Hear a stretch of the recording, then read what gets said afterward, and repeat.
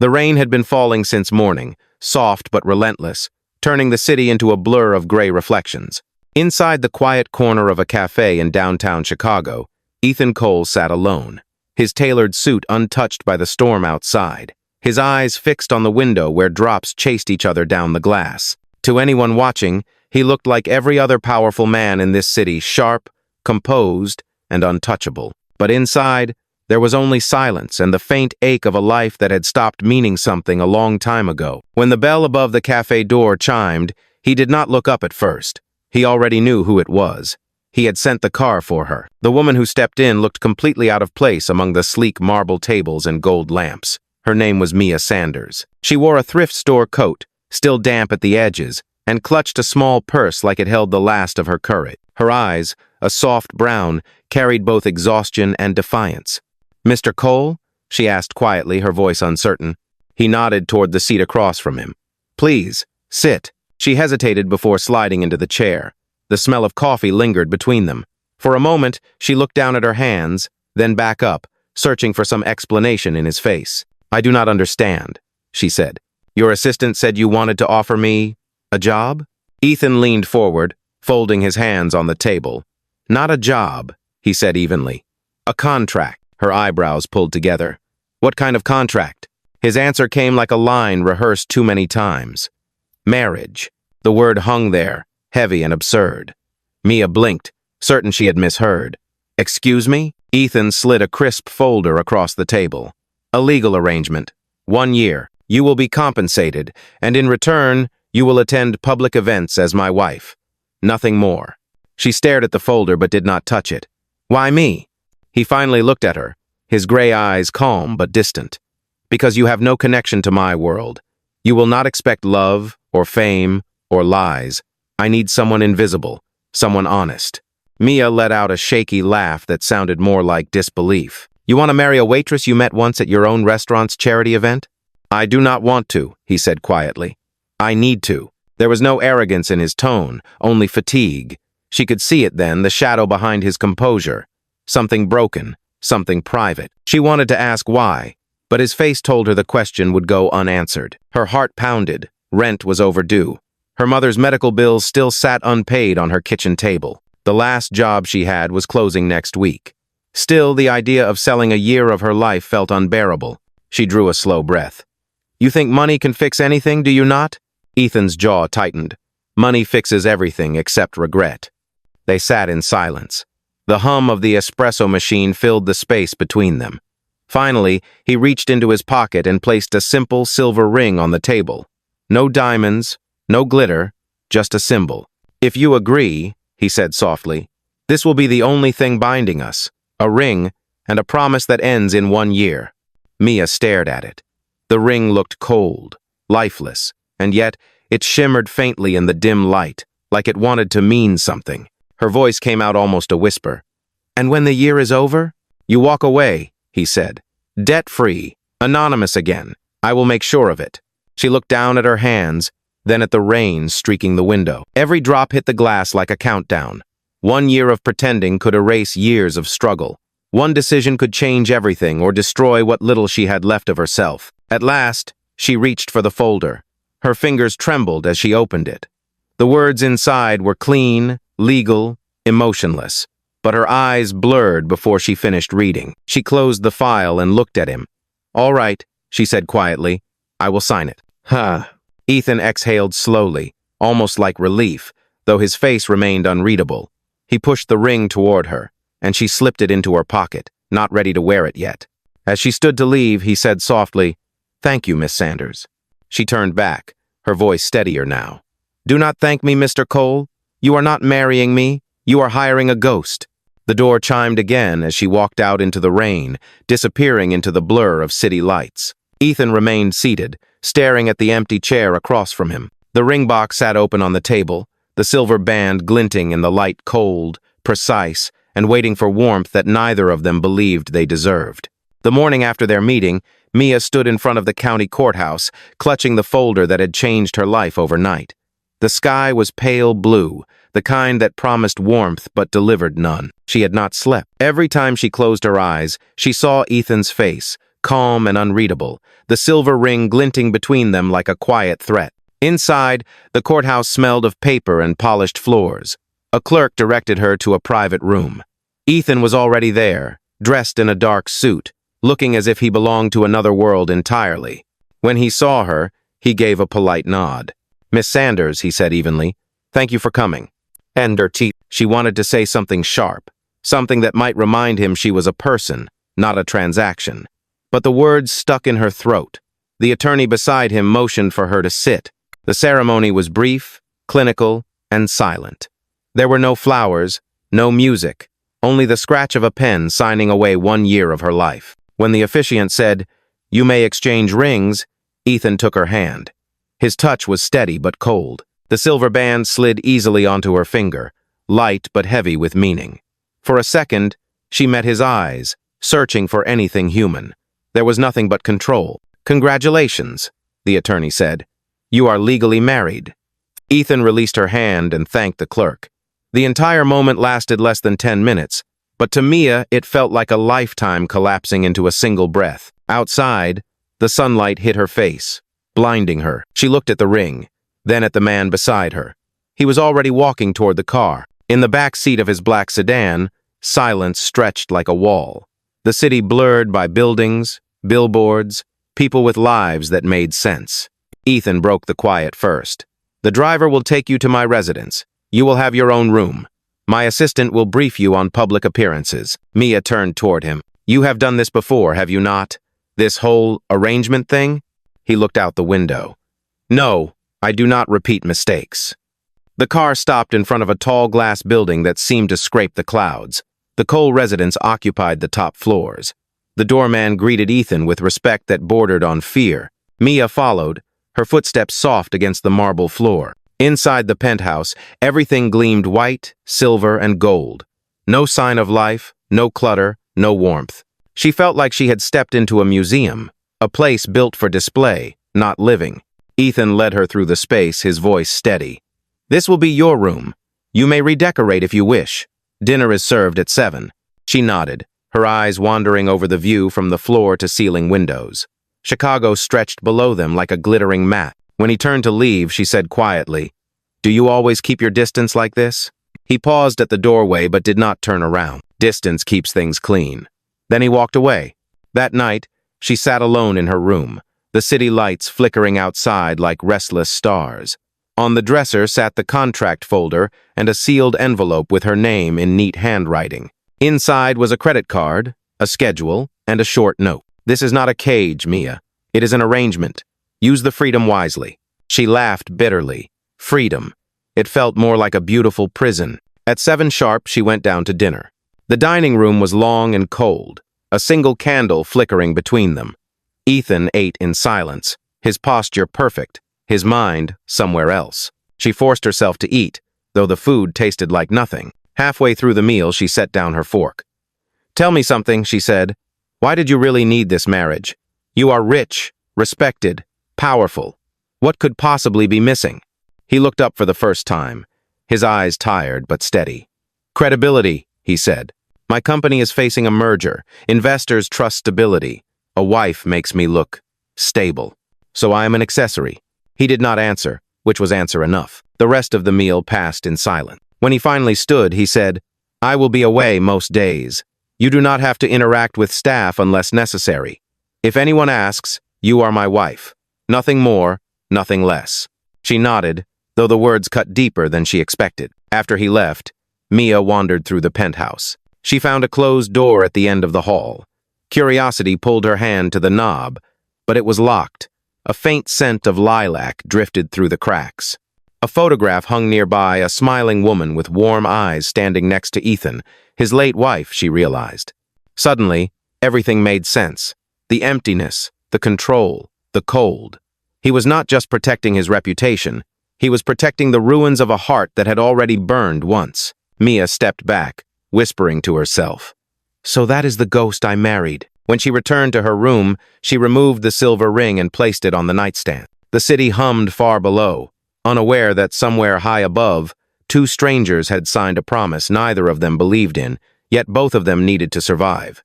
Days turned into weeks inside the glass walls of Ethan Cole's penthouse. The world outside kept moving, but inside, time slowed into a quiet rhythm. Each morning, Mia woke to the soft hum of the city far below, dressed carefully, and went through a schedule that felt more like rehearsal than life. There were fittings for charity events, etiquette lessons arranged by Ethan's assistant, and endless reminders about posture, tone, and composure. Mia tried to keep her head down to survive the month she had signed away. Still, the emptiness of the place pressed against her like invisible glass. The staff moved like ghosts, polite and efficient, never meeting her eyes. Even when Ethan was home, he stayed locked in his office or on calls late into the night. He existed more as an echo than a man.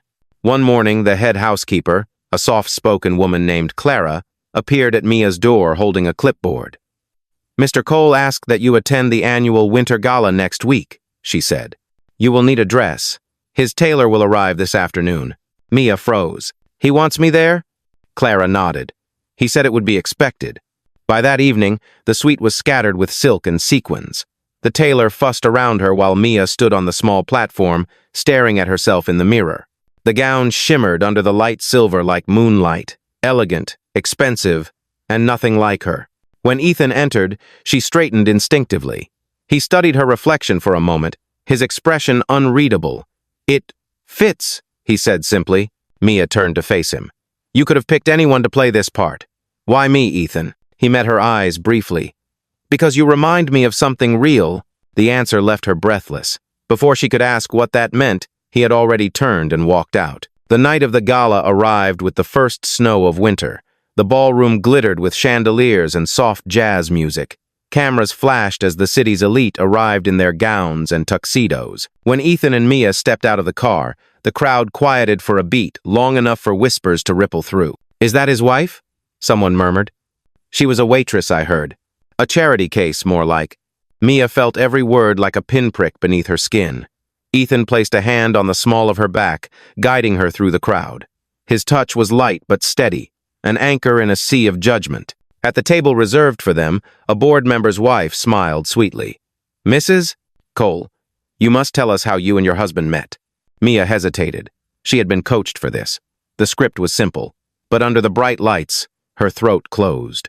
Ethan's hand tightened slightly against her chair. "At a fundraiser," he said smoothly, saving her. "She spilled coffee on my suit. It was unforgettable." Laughter rippled around the table. Mia exhaled, grateful but unsettled. He lied so effortlessly, and yet he had done it to protect her. As the evening wore on, she watched him from across the room. He moved through conversations with precision, smiling without warmth, shaking hands without connection. But once, when he looked her way, something unguarded flickered in his eyes, something that did not belong to a man who only needed appearances. Later that night, after the speeches and the photos, a young journalist cornered Mia near the balcony. "You know, Mrs. Cole," the woman said softly, "you do not seem like the kind of person who fits in here." Mia smiled faintly. "You are right. I do not." "Then why stay?" Before she could answer, Ethan appeared beside her. "Because she has something this room lost a long time ago," he said, his voice low but firm. "Sincerity." The reporter blinked, then stepped back. Ethan turned to Mia, his expression softer than she had ever seen. "Are you all right?"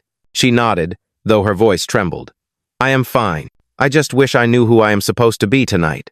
He looked at her for a long moment. Just be the person who gave up everything and still showed up. For the first time, his words felt like more than strategy. They felt like care. When the gala ended, they rode the elevator in silence. The city sparkled below, a million tiny lights reflecting on the glass around them.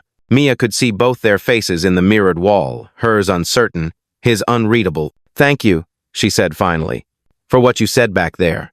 Ethan's gaze met hers in the reflection. "Do not thank me," he said. "It was the truth." The elevator doors opened with a soft chime. She stepped out first, but before he followed, she heard him exhale quietly, as if he had been holding his breath all night. In her room, Mia removed the silver gown and hung it carefully. The ring still gleamed faintly under the lamp. For the first time since the contract, she did not see it as a chain. She saw it as something unfinished, like a story that had not yet decided whether it was tragedy or redemption. Outside, snow fell against the windows, silent and steady, covering the city in a soft, forgiving white. The weeks after the gala passed in a quiet rhythm that neither Ethan nor Mia dared to disturb. The scandal that the tabloids predicted never came. Instead, what lingered was something stranger, a calm that felt fragile, like glass holding back water. The public now saw them as the perfect couple, but inside the penthouse, two strangers were still learning how to breathe in the same space.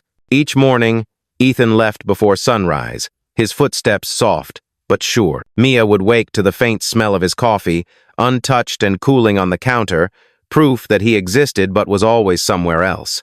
In the evenings, he returned late, exhausted, speaking little. Yet something had shifted since the gala. When he passed her in the hallway, he no longer looked through her. Sometimes, he even asked about her day.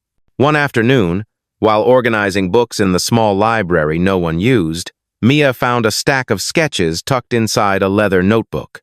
They were pencil drawings, faces, city streets, and one of a woman laughing under sunlight. The signature in the corner was his.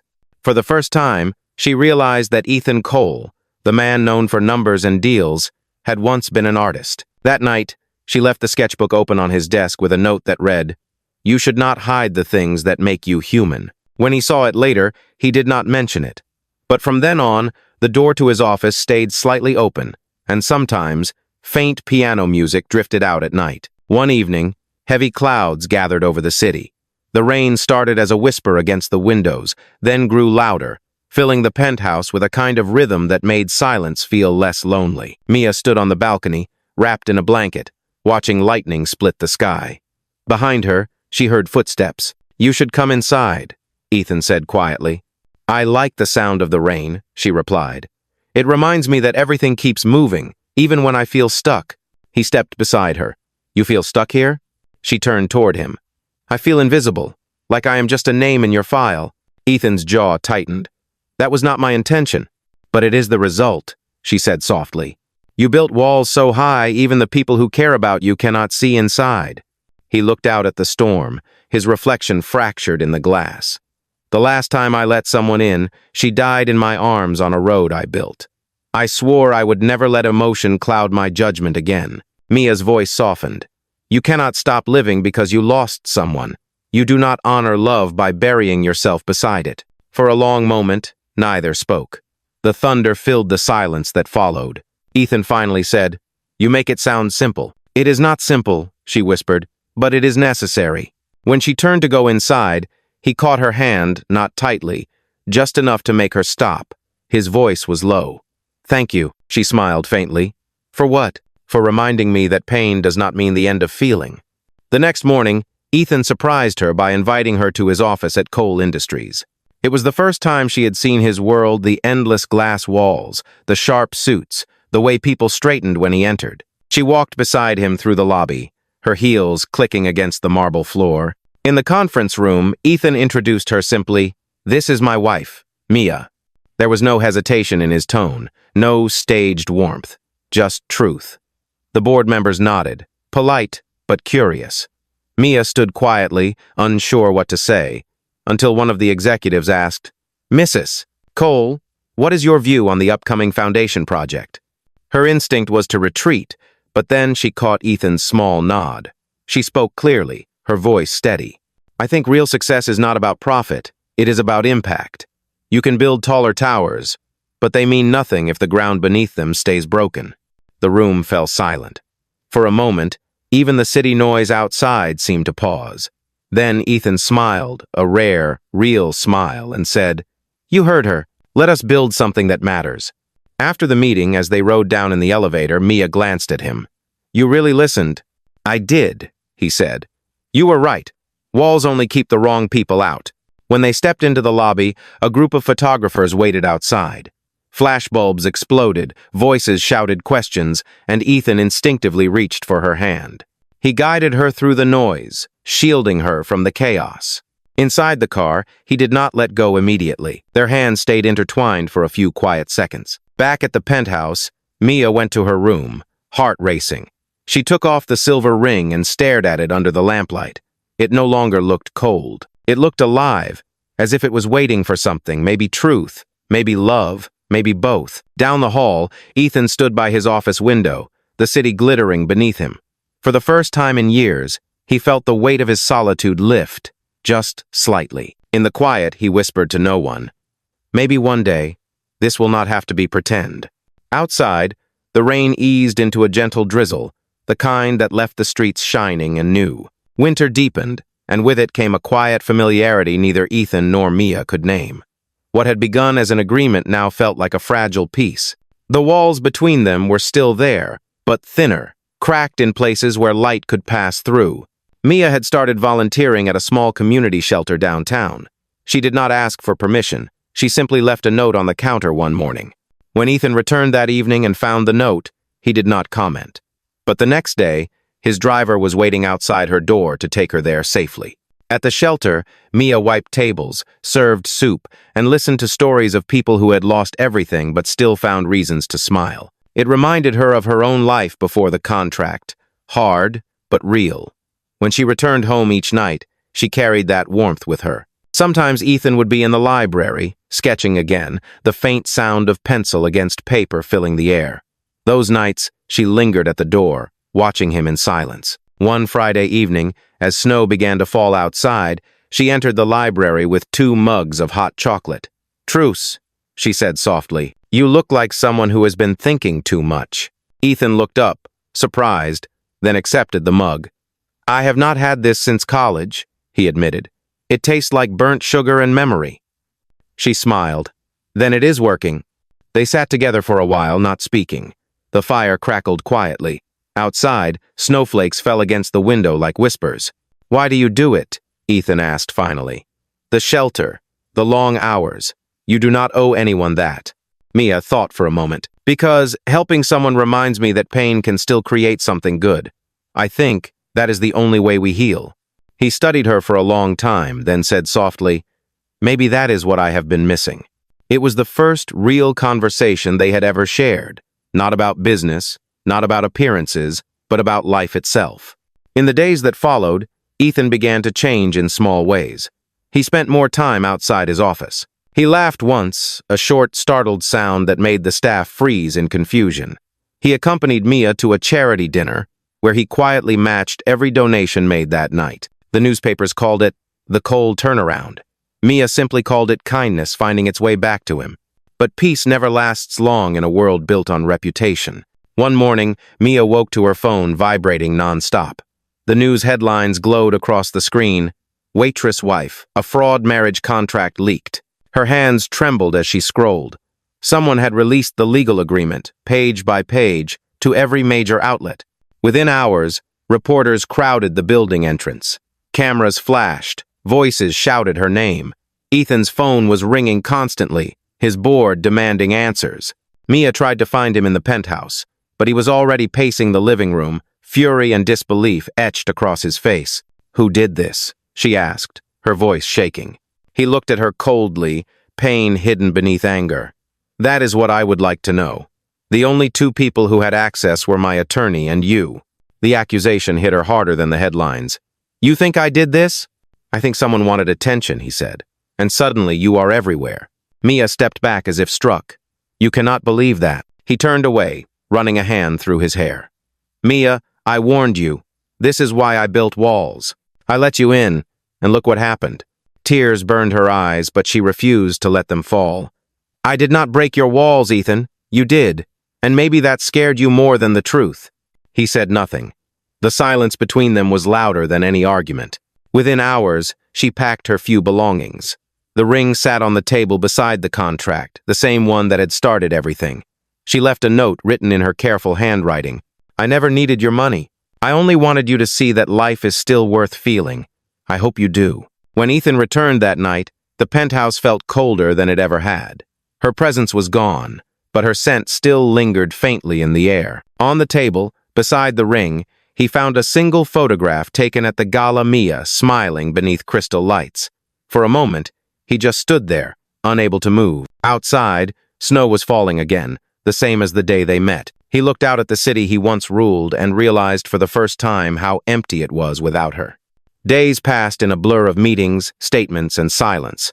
His publicist crafted a narrative. His board salvaged the merger. But none of it mattered. Every night he caught himself glancing at the empty chair across from him, waiting for a voice that would never answer. In the solitude of his office, he unfolded her note again and again until the paper wore thin. The last line echoed through his mind, "Life is still worth feeling." For the first time, Ethan understood. And for the first time, he felt what she had tried to teach him, the ache of loss, but also the possibility of redemption hiding inside it. The storm outside softened, the city glowing faintly beneath the snow. Somewhere out there, Mia was rebuilding her life without him. But she had left him something he could never repay the courage to feel again. Spring arrived quietly, melting the last traces of winter across the city. Months had passed since Mia left the penthouse, but for Ethan, time had frozen in that empty space where her laughter used to live.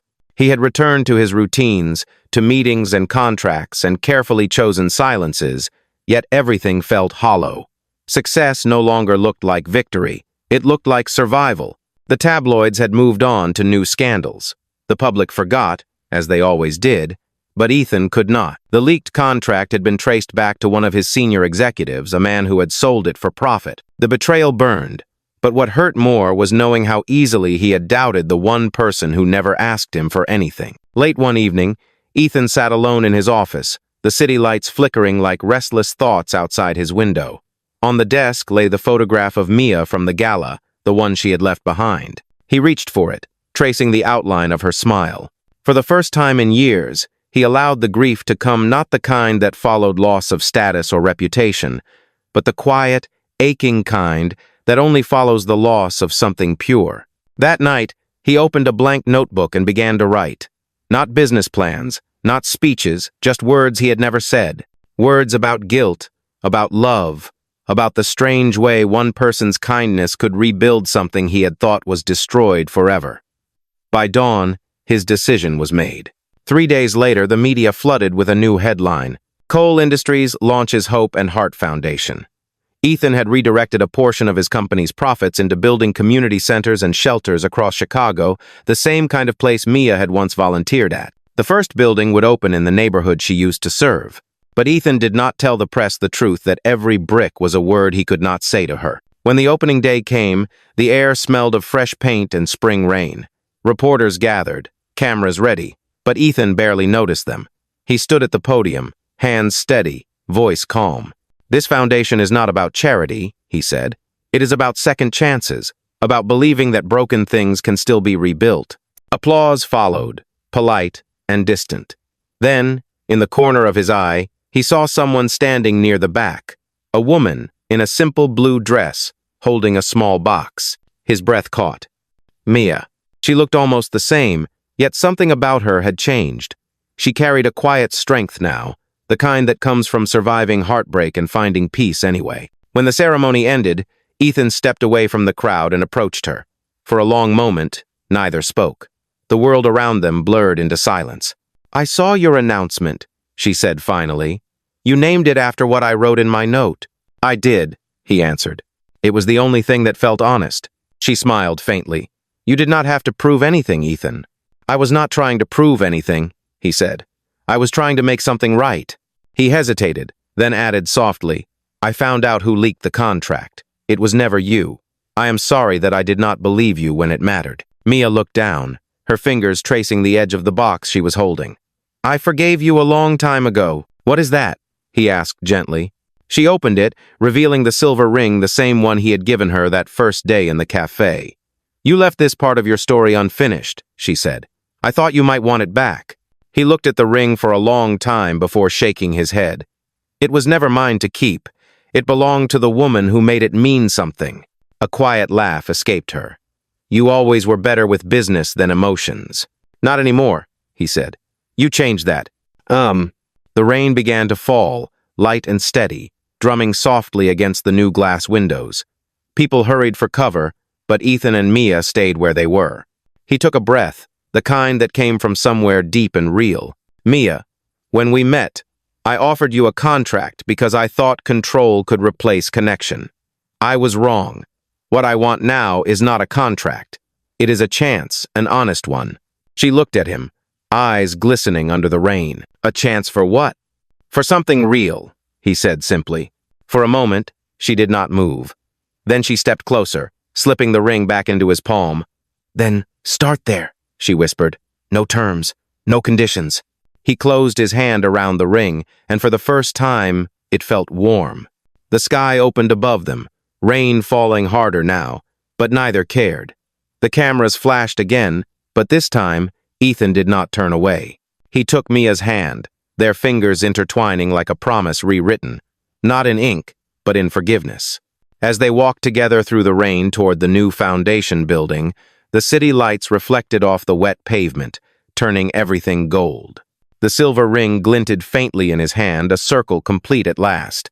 And for the first time since that rainy night in the cafe, Ethan Cole finally smiled like a man who had learned that love, once lost, could still find its way home. The weeks after the foundation opening felt like the beginning of something Ethan had never known before: peace. The noise that had once filled his days was gone. Meetings still happened, calls still came, but his focus had shifted. For the first time, his world was not built on numbers or deadlines. It was built on something simpler, quieter, and far more fragile. Mia visited the Hope and Heart Center every few days, helping with the programs, talking with families, and sketching plans for the art room they were building for the children. She never spoke about the past, and Ethan never asked. Their connection no longer needed explanations. It lived in the way their eyes met across a crowded room, in the quiet comfort of shared silence. One evening, as the city lights flickered on, Ethan walked into the community hall. He found Mia sitting on the floor, surrounded by paints and brushes, her hair pulled back, a soft smile on her face as she worked on a mural of intertwined hands. He stood there for a long time before she noticed him. "You are supposed to be at a meeting," she said, glancing up. "I canceled it," he replied. This seemed more important. She laughed lightly. "You have changed." He walked closer, crouching beside her. "You changed me," he said simply. For a moment they sat in silence, the smell of fresh paint and rain filling the air. On the wall, the unfinished mural caught the glow of the streetlights, colors blending like dawn. "Do you ever think about how strange it is?" she asked quietly. "How something that began as a lie turned into everything true in our lives?" Ethan nodded. "Maybe that is what life is, learning the truth inside mistakes." She looked at him then, really looked, and the sadness that had once lived behind his eyes was gone. What replaced it was warmth. "I have something for you," he said, pulling a small velvet box from his pocket. Her breath caught, but he shook his head with a faint smile. "Not that kind of box. Not yet." Inside was a single silver key. "It is to the art studio downstairs," he said.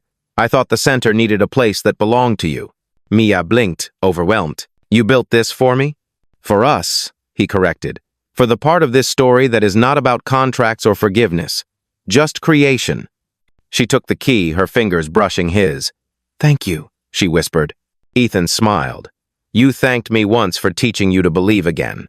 The truth is, you were the one who taught me." The hall was quiet except for the soft hum of the city outside. He stood and reached out his hand. "Come on. The staff wants to see the mural before it dries." She took his hand and rose, paint smudged on her fingertips, laughter on her lips. They stood before the wall, now complete two silhouettes holding hands beneath a sky of gold. Ethan turned to her. "You know," he said softly, "for someone who was supposed to be invisible, you have made it very hard to imagine a life without you." Mia smiled through tears that shimmered under the light. "Good," she said, "because I am not going anywhere." Outside, the night rain began again, soft and endless. But this time, it did not sound lonely. It sounded like rhythm, steady, certain, alive. And as they stood together, hands still linked, the world that had once been built on a lie finally felt real. Summer arrived early that year, filling Chicago with long days of gold and light.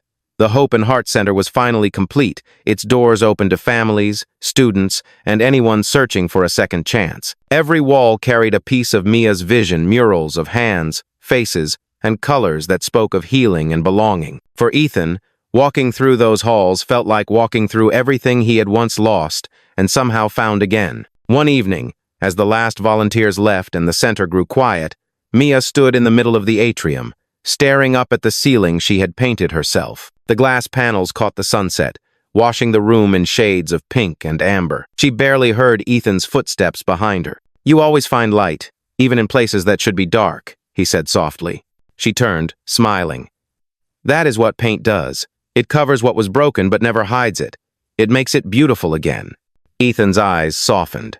"You do that too." He reached into his pocket, not for a ring or a contract, but for a folded piece of paper.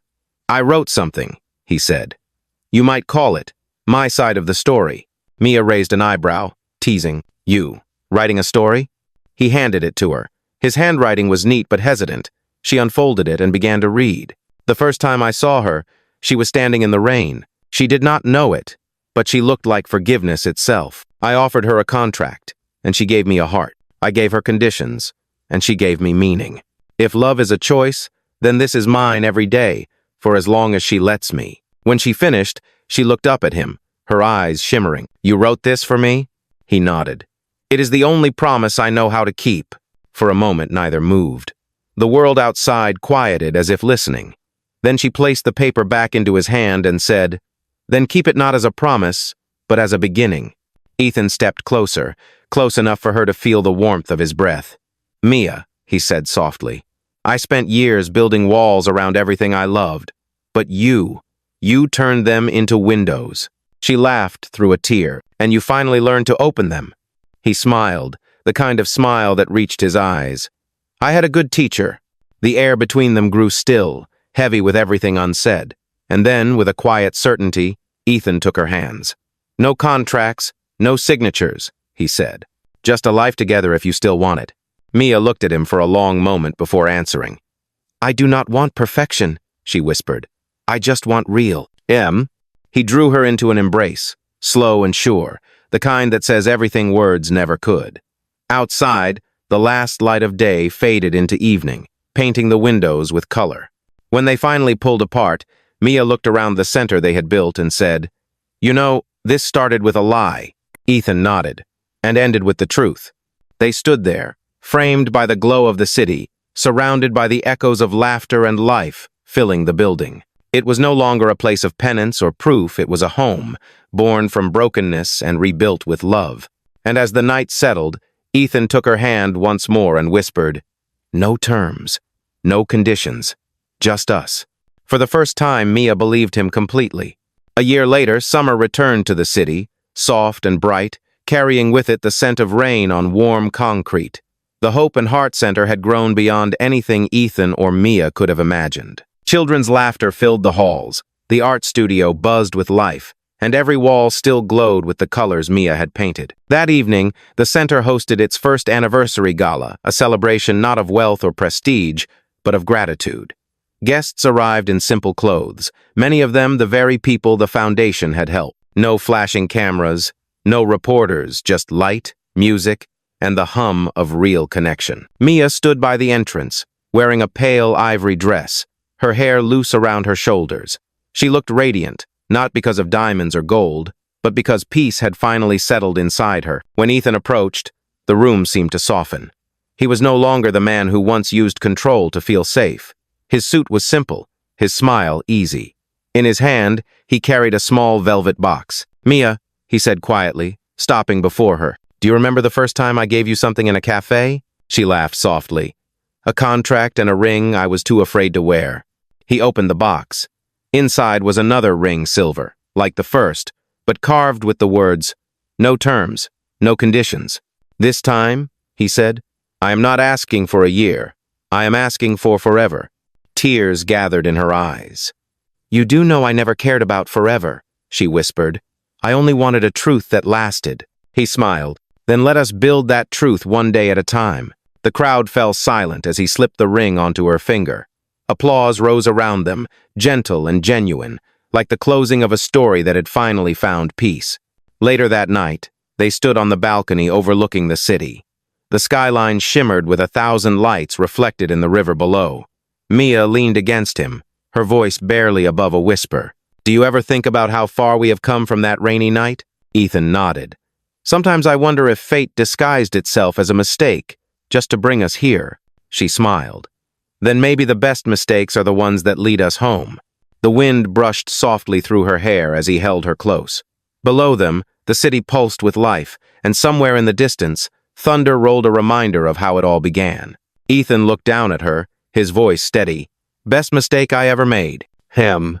Mia smiled through her tears. Mine too. And as the rain began to fall once more, they stayed there, no longer pretending, no longer hiding, just two hearts that had learned that even from the coldest storms, love could bloom again. Thank you so much for watching until the end of this story. If it touched your heart or made you believe in love again, please take a moment to subscribe. It is quick, free, and it helps us keep creating meaningful stories like this one. Your support truly keeps this channel alive and growing. Before you go, tell us, where are you watching from? Drop your city or country in the comments below so we know where our stories are reaching hearts around the world. Once again, thank you for being part of this journey. Stay kind, stay hopeful, and we will see you in the next story.